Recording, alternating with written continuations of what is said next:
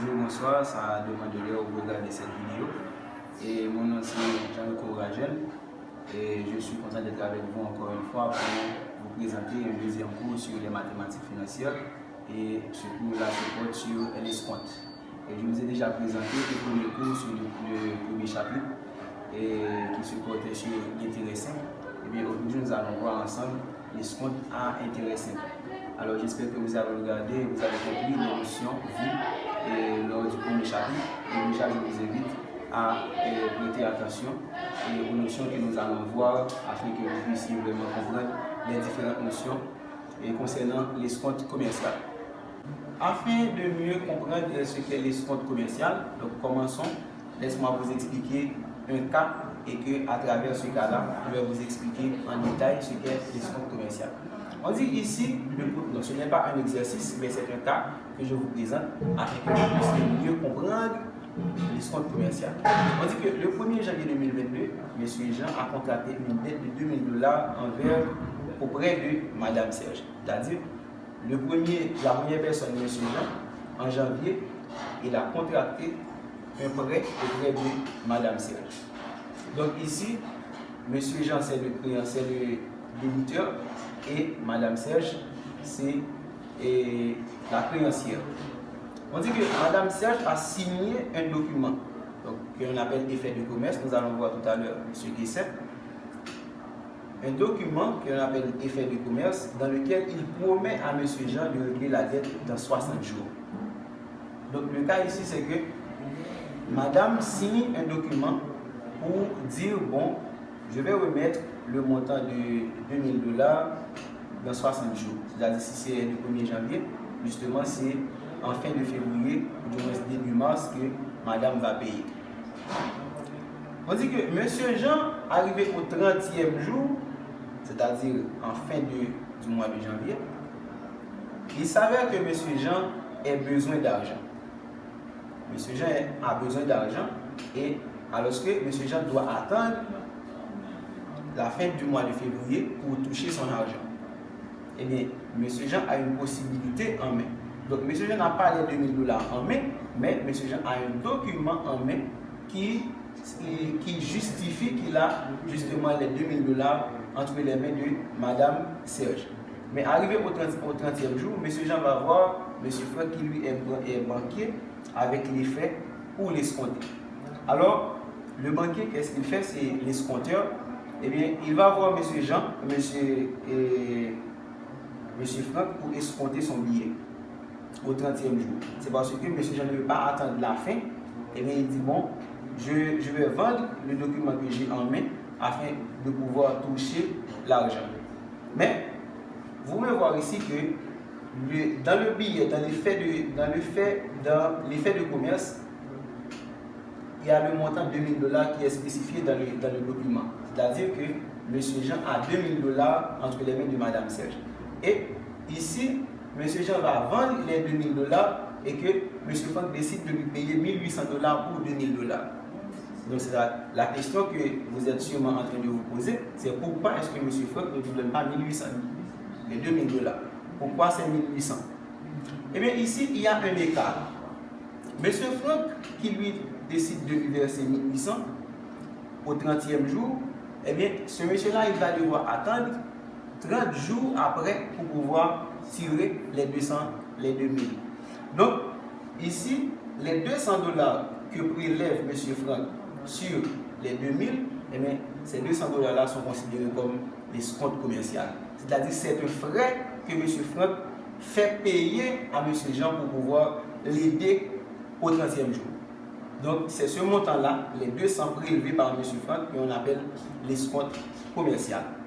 Laisse-moi vous expliquer dans un autre cas, donc, qui n'est pas un cas d'escompte proprement dit, mais pour vous aider à mieux comprendre la situation. Donc nous faisons ici une mise en contexte. Vous avez 500 gouttes en main, du moins $500 en main, du moins un billet de 1000 gouttes. Mais ce billet de 1000 gouttes là est vraiment abîmé. Et vous ne pouvez pas acheter, vous ne pas utiliser ce billet de 1000 gouttes. Et bien une autre personne vous dit, bon, donne-moi le billet abîmé et moi je vous donne 750 gouttes. Vous voyez? Et bien la personne achète les 1000 gouttes pour 750 gouttes. C'est-à-dire, vous payez 250 gouttes comme frais. Parce que lui, il ne va pas pouvoir acheter avec les 1000 gouttes. Donc, il va devoir attendre une occasion bien définie se présente pour pouvoir utiliser les 1000 gouttes. Donc, il se prive de 1000 gouttes aujourd'hui pour pouvoir justement tirer ces 1000 gouttes-là demain. En attendant, vous lui payez un frais de 250 gouttes. Donc, j'espère que c'est clair ici. Donc, nous allons voir dans les lignes qui suivent, j'espère que vous avez compris. Nous allons voir dans les prochaines lignes ce que c'est l'escompte commercial, comment calculer l'escompte commercial et tout ce qui va avec. Nous avons compris tout à l'heure, M. Jean est considéré comme créancier, ou du moins détenteur du billet. Donc, on avait dit dans le premier cours que M. Jean est créancier, c'est une personne à qui on doit de l'argent. Donc, il est considéré comme le créancier, c'est-à-dire le détenteur du billet, c'est la personne à qui on doit de l'argent. Madame Serge, elle est considérée comme la débitrice de M. Jean. En ce qui concerne M. Franck, c'est le banquier, c'est l'escompteur. Maintenant, le 1er janvier 2022 est considéré comme la date de création de l'effet de commerce. C'est-à-dire, c'est le moment, c'est la date où Madame Serge a signé auprès de M. Jean et a pris l'argent, a signé l'effet de commerce. 60 jours, c'est la durée du prêt, c'est-à-dire Madame Serge avait jusqu'à 60 jours pour payer. 30 jours, c'est la période d'escompte. Donc, laisse-moi vous dire que ces éléments-là sont vraiment importants. Vous allez avoir besoin d'eux pour résoudre les exercices. 30 jours, c'est la période d'escompte. Et les 2000 $, c'est la valeur définitive du billet à l'échéance. C'est-à-dire, c'est ce montant-là, quand tu dis valeur définitive, au premier coup, on a vu dans les intérêts simples la valeur définitive, ou du moins la valeur finale qui est symbolisée par la lettre S. Eh bien, les 2000, c'est la valeur définitive du billet à l'échéance, c'est-à-dire après les 60 jours. Et les 1800, c'est le montant remis par l'escompteur au détenteur du billet selon l'escompte commercial. Donc ce montant-là, on l'appelle la valeur commerciale, c'est-à-dire c'est la valeur du billet et selon l'escompte commercial. Donc c'est ce montant-là que l'escompteur verse au détenteur du billet. Donc la différence qui existe entre la valeur définitive et l'escompte commercial, mais cette différence-là, c'est justement l'escompte commercial. Donc l'escompte commercial, donc vous pouvez voir que c'est la différence qui existe entre la valeur définitive d'un billet et sa valeur commerciale. On a beau parler tout à l'heure de l'effet de commerce. Et dans la définition même de l'escompte commercial, on avait dit qu'un escompteur avance le montant non échu d'un effet de commerce. Maintenant, qu'est-ce qu'un effet de commerce? Un effet de commerce, c'est une promesse de paiement. C'est un document dans lequel une personne promet à une autre de payer une somme d'argent bien déterminée à une date bien déterminée. C'est la raison pour laquelle on dit que c'est un document par lequel un débiteur, c'est-à-dire l'emprunteur, on a fait cette différence-là lors du premier cours, la différence qui existe entre prêteur, emprunteur, débiteur, créancier. Un débiteur s'engage à payer une somme d'argent à une date fixe appelée échéance de l'effet. Maintenant, il y a généralement deux types d'effets de commerce. Ce sont la lettre de change et le billet à ordre. Maintenant, pour plus d'explications sur ces deux éléments-là, ces deux effets de commerce, donc vous pouvez aller sur Google et taper lettre de change, modèle, et vous allez voir des modèles de lettres de change et des modèles de billets à ordre. Maintenant, ce sont généralement ces deux éléments que l'on considère comme des effets de commerce. Monsieur Franck, comme banquier, a prélevé 200 $ sur Monsieur Jean comme un frais, comme c'est ce montant-là justement que je vous ai dit qui s'appelle escompte commercial. Et bien ici, l'escompte peut avoir deux considérations. Dans un premier temps, on voit l'escompte comme une possibilité, c'est-à-dire une remise accordée par une entreprise à son client, afin que ce client la paie avant la date d'échéance. Laisse-moi vous expliquer dans un exemple très simple. J'ai une dette envers une entreprise commerciale, j'ai acheté du ciment pour 3000 $. Et que je promets par un document écrit ou quelque chose d'autre que je vais payer les $3 000 en mars, au 31 mars, fin de mars. Eh bien, il s'avère que l'entreprise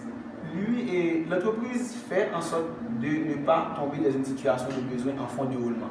Donc, l'entreprise aimerait toujours que son argent lui revienne dans un délai beaucoup plus court. Eh bien, que fait le gestionnaire financier à ce moment-là? Le gestionnaire financier offre un avantage au client. Il dit au client, si vous payez plus tôt, eh bien, vous allez payer moins. Donc, si vous payez en février ou du moins en janvier, au lieu de payer $3 000, vous allez payer 2 500. Donc, en tant que client, j'aimerais bien bénéficier de cet avantage-là. Une réduction de $500, c'est quand même quelque chose. Mais ce que je ne vais pas voir, c'est le temps. Parce qu'en finance, le temps, ça compte beaucoup. Le temps, c'est de l'argent. Parce qu'en mois de février, $1 aujourd'hui, c'est un principe financier.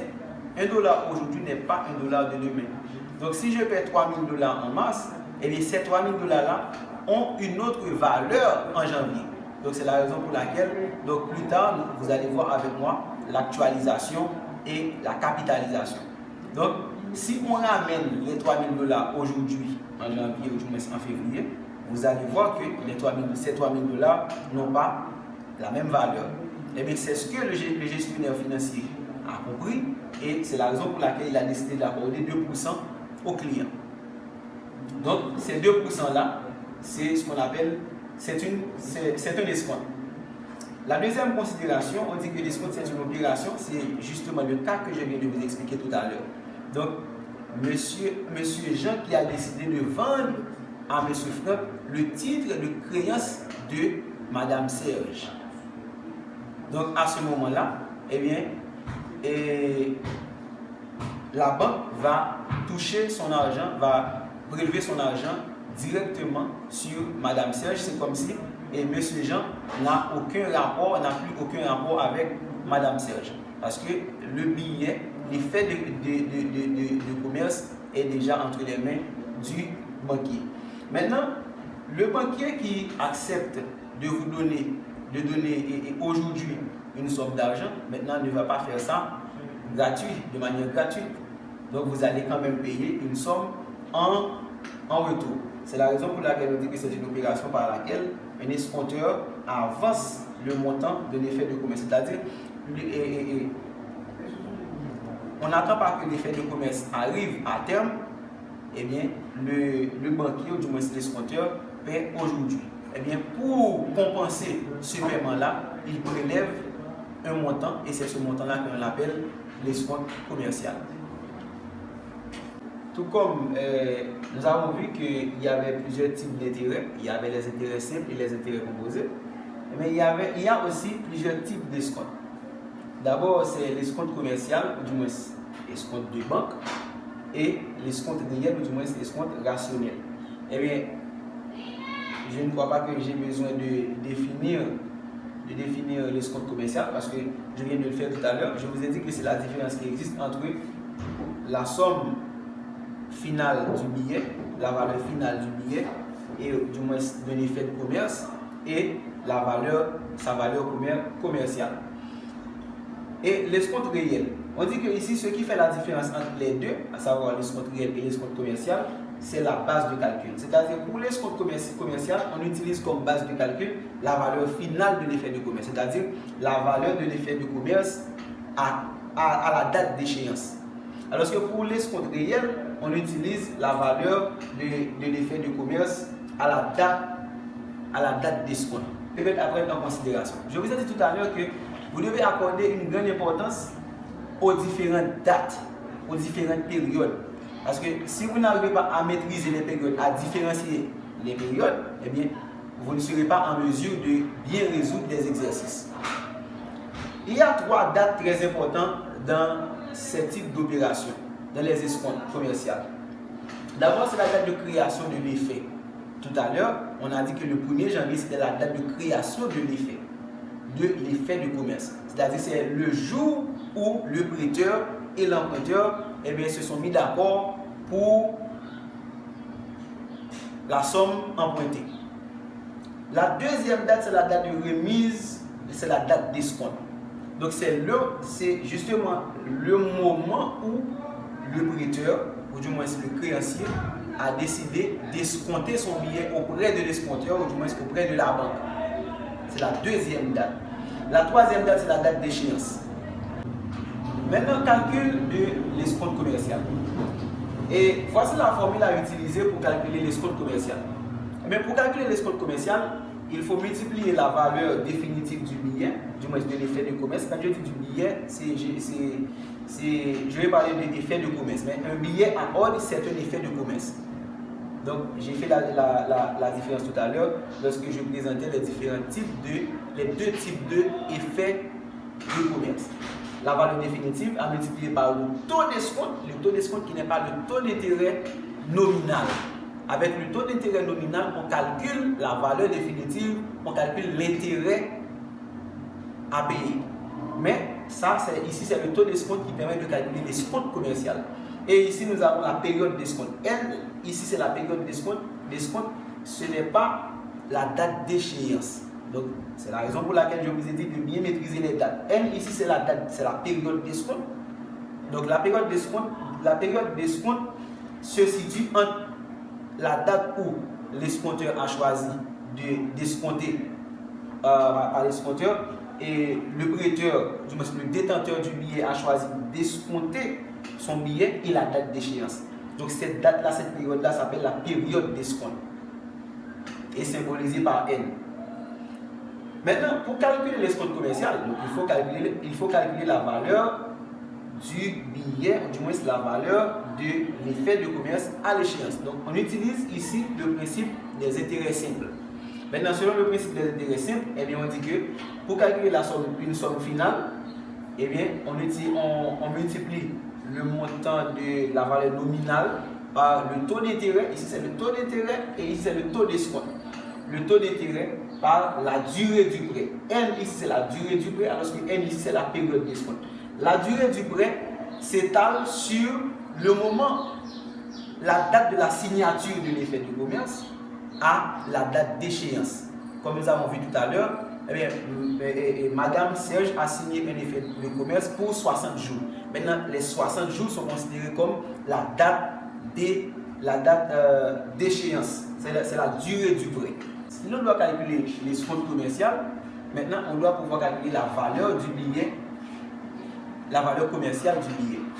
Maintenant, pour déterminer la valeur commerciale, et la valeur commerciale est identifiée par les lettres V et C, on doit utiliser cette formule-là. S à multiplier par 1 moins TN. Donc S ici c'est la valeur finale du billet à l'échéance, à multiplier par 1 moins ici le T c'est le taux d'escompte et à multiplier par la date, la période d'escompte. Donc je mets beaucoup d'accent sur les dates, sur les éléments parce que si vous mettez un élément à la place d'un autre, maintenant il y aura erreur dans le résultat. Ou du moins, cela dépend des éléments que vous avez en main. Si vous avez déjà l'escompte commercial calculé et vous avez le montant de la somme finale, eh bien, il suffit de faire la différence entre la somme finale et la valeur de l'escompte commercial. Donc si nous retournons sur l'exemple que nous avons pris tout à l'heure, les 2000 $ sont considérés comme la somme finale et les 1800 $ sont considérés comme la valeur du billet, la valeur commerciale du billet. Maintenant, lorsque l'on fait la différence entre la somme finale et la valeur du billet, maintenant nous allons trouver l'escompte commercial. Donc si l'on fait la différence entre les 2000 et les 200, eh bien, on va trouver 1800 qui est considéré comme la valeur commerciale du billet. Donc la valeur commerciale du billet, c'est le montant c'est ce que vaut, selon le banquier, le billet à cette date-là. C'est ce que vaut le billet à cette date-là. Et si nous retournons aussi sur l'exemple que nous avons pris avec les 1000 gouttes, eh bien 750 gouttes, c'est la valeur commerciale des 1000 gouttes abîmées. Nous avons parlé tout à l'heure de l'escompte réel et de l'escompte commercial.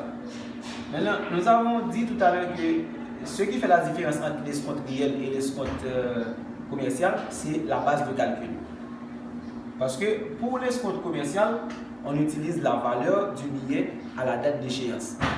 Alors que pour l'escompte réel, on considère la valeur du billet à la période d'escompte. On dit ici que l'escompte commercial est calculé sur une valeur non gagnée. Parce que non gagnée, c'est parce que l'effet de commerce n'est pas encore arrivé à terme.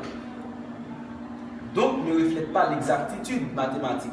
Alors, il nous faut calculer l'escompte sur la valeur du billet à la date d'escompte. Maintenant, calculer la valeur du billet à la date d'escompte, cela donne une idée beaucoup plus claire. Ce calcul-là est beaucoup plus exact que si on calculait la valeur du billet à une date qui n'est pas encore arrivée. Pour calculer l'escompte réel, on utilise la formule suivante.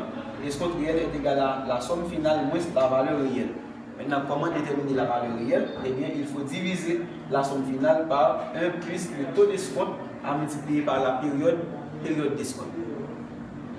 Pour calculer le taux réel de l'escompte commercial, le taux réel est désigné par la lettre K, et le taux réel est égal au taux d'escompte et divisé par 1 moins le taux d'escompte multiplié par la période d'escompte.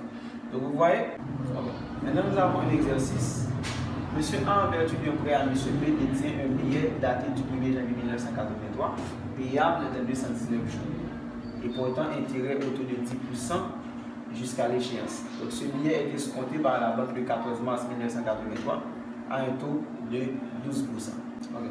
D'abord, les informations que nous avons dans l'exercice, c'est d'abord les 3000. Les 3000 sont considérés comme le capital initial. Donc n'oubliez pas que nous sommes encore dans les intérêts simples, comme le capital initial de 3000. Et on a dit que la durée du prêt c'est 219 jours, c'est-à-dire Madame B a signé le document, c'est-à-dire l'effet de commerce, donc la durée du prêt est censée être 219 jours, c'est-à-dire dans 219 jours, donc l'effet de commerce arrivera à terme. Et au taux d'intérêt de 10%. Maintenant, 10% ici, c'est le taux d'intérêt nominal.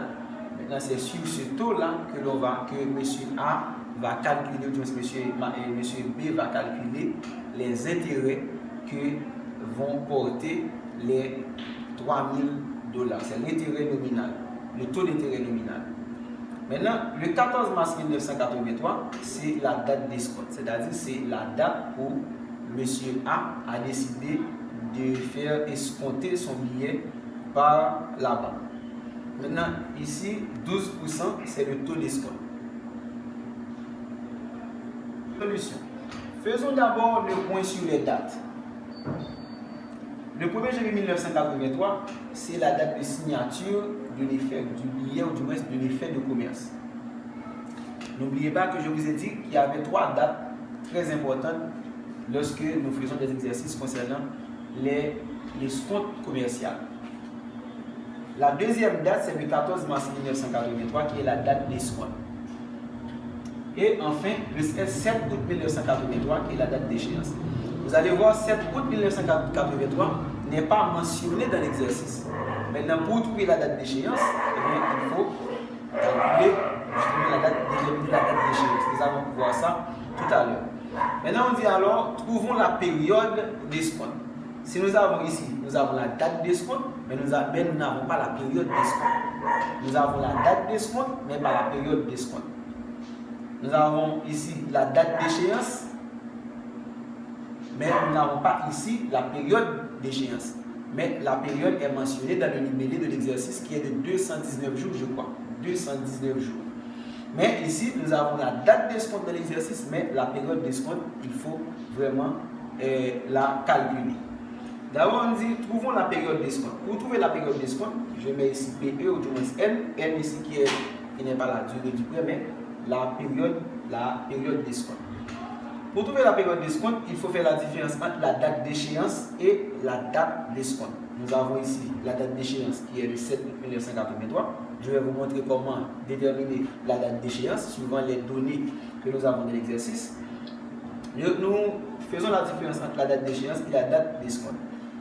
Et la date d'escompte, c'est le 14 mars 1983. Et bien, lorsqu'on fait la différence entre le 7 août 1983 et le 14 mars 1983, et bien, cela va nous donner le résultat suivant. Calcul de la date d'échéance. Maintenant, dans l'exercice, on nous a dit que la durée du prêt était de 219 jours.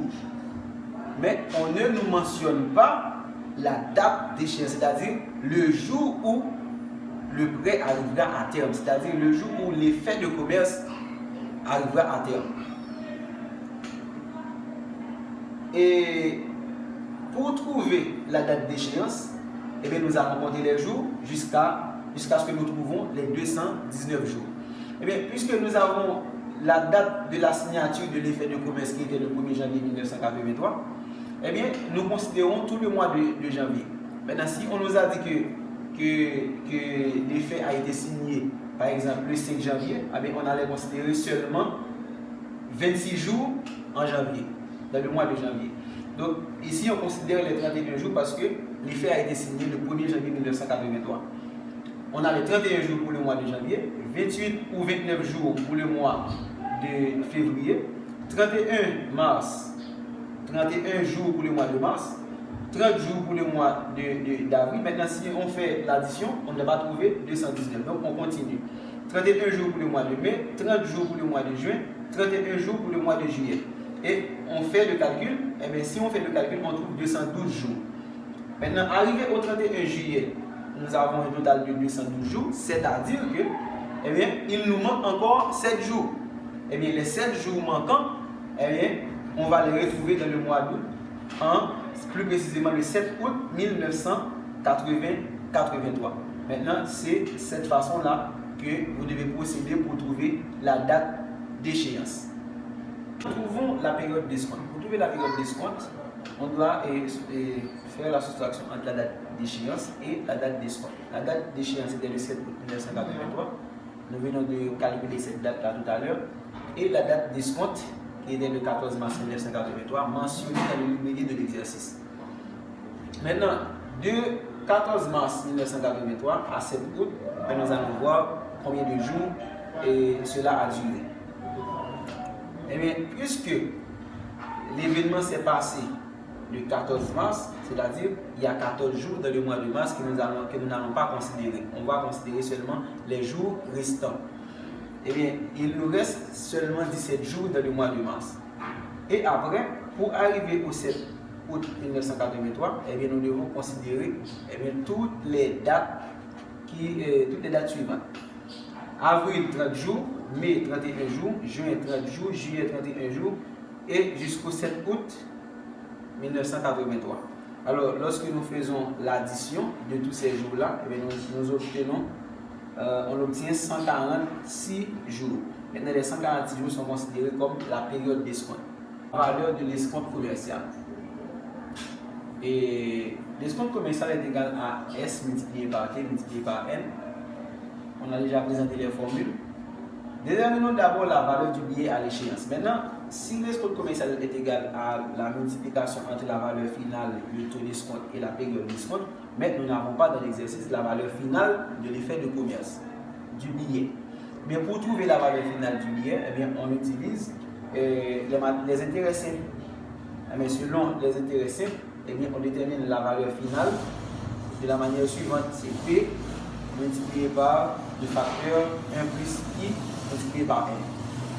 À savoir ici, I c'est le taux d'intérêt nominal, alors que ici c'est le taux d'escompte.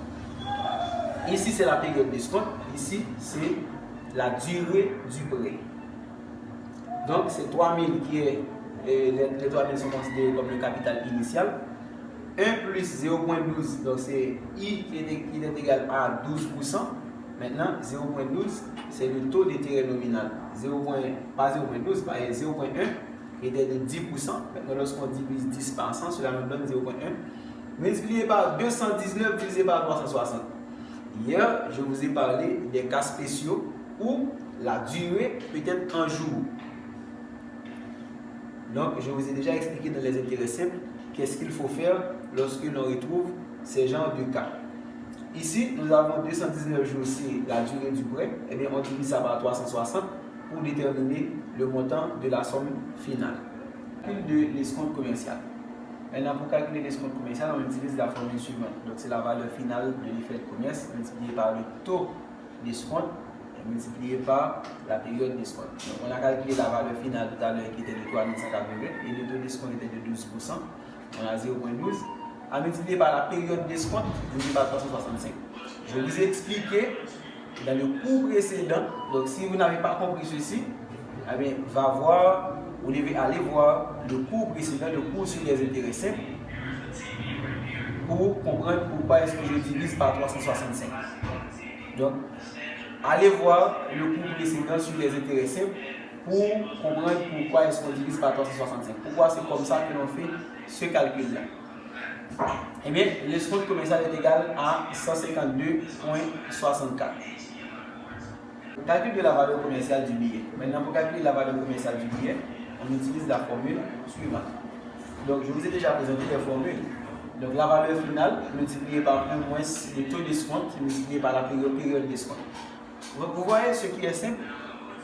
Une fois que vous avez toutes les données en main, vous identifiez clairement les dates, vous identifiez chaque élément, et bien, il suffit d'appliquer, de remplacer les lettres par leur valeur dans les formules. Et puis, vous allez trouver les résultats corrects.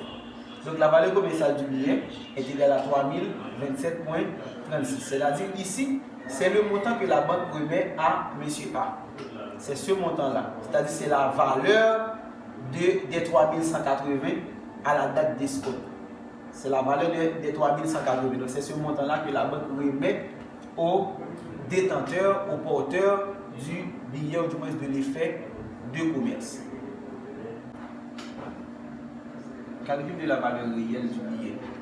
Donc, pour calculer la valeur réelle du billet, on doit seulement diviser la somme finale par 1 plus le taux d'escompte multiplié par la période d'escompte. On a calculé la valeur finale tout à l'heure et on a obtenu 3180. On doit diviser par 1 plus le taux d'escompte ici à multiplier par la période d'escompte.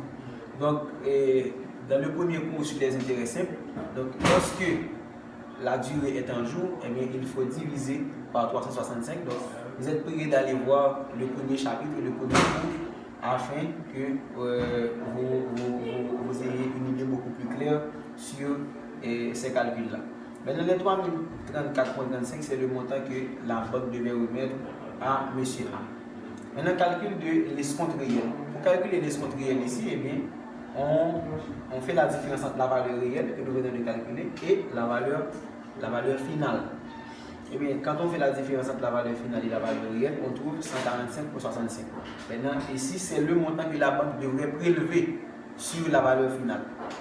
Alors que l'escompte commercial, c'est le montant que la banque a effectivement prélevé sur la valeur finale.